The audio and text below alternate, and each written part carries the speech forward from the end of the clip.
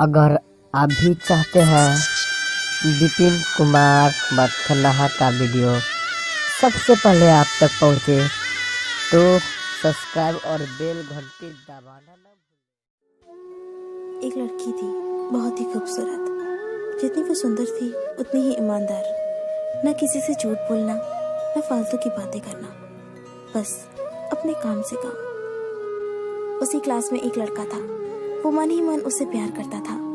लड़का अक्सर उसके छोटे मोटे काम कर दिया करता था। बदले में जब लड़की मुस्कुराकर उसे थैंक यू कहती थी तो लड़के की खुशी की सीमा नहीं रहती थी। एक बार की बात है, दोनों लोग साथ साथ घर जा रहे थे। तभी जोरदार बारिश होने लगी। दोनों ने एक पेड़ के नीचे शरण ली। पेड़ बहुत छोटा था, बूंद छन छन कर उससे नीचे आ रही थी। ऐसे में बारिश से बचने के लिए दोनों एक दूसरे के बेहद करीब आ गए। लड़की को इतने करीब पाकर लड़का अपने जज्बातों पर काबू न कर सका। उसने लड़की को प्रपोज कर दिया। लड़की भी मन ही मन चाहती थी उसे, इसलिए वो भी राजी हो गई और इस तरह दोनों का प्यार परवान चढ़ने लगा।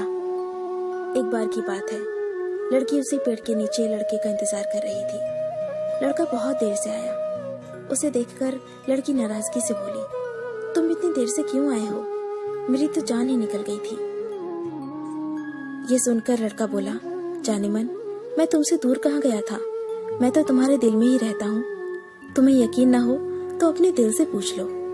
लड़के की इस प्यारी सी बात को सुनकर लड़की अपना सारा गुस्सा भूल गई और वो दौड़कर लड़के से लिपट गई।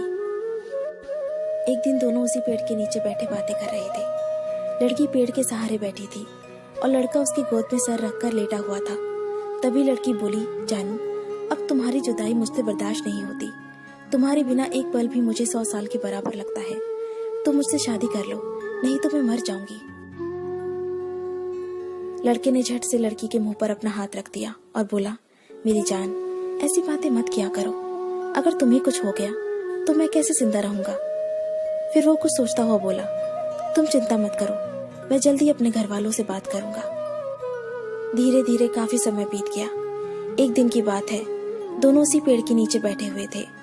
उस समय लड़के का चेहरा बिल्कुल उतरा हुआ था। लड़की ने पूछा तो वो रुहासा होकर बोला, जान, मैंने अपने घर वालों को बहुत समझाया पर वो हमारी शादी के लिए तैयार ही नहीं है। उन्होंने मेरी शादी कहीं और तय कर दी है।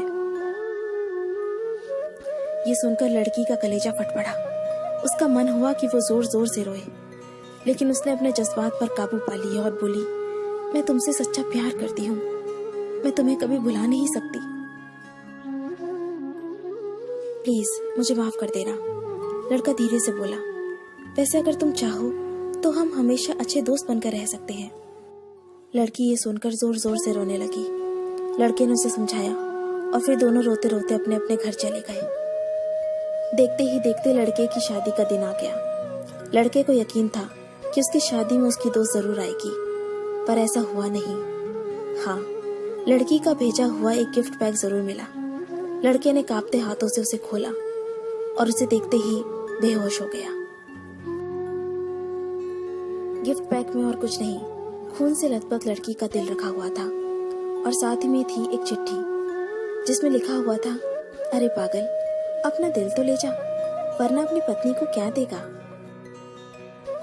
दोस्तों, किसी के लिए मोहब्बत टाइम पास होती है और किसी के लिए जिंदगी से बढ़कर। अगर किसी से मोहब्बत करना तो उसे ताउम्र निभाना भी, वरना क्या पता आपका हाल भी ऐसा ही हो जाए जो उस दिन के बाद नहीं जी सका, नहीं मर सका। उसकी सारी जिंदगी पछतावे और अफसोस में घुट घुट कर कटती रही। अगर आपको ये स्टोरी पसंद आई तो इसे लाइक जरूर कीजिए और इसे अपने दोस्तों के साथ शेयर कीजिए। अगर आपको हमारा चैनल पसंद आए तो इसे सब्सक्राइब कर लीजिए। मैं आपको मिलती हूँ अपने अगले वीडियो में।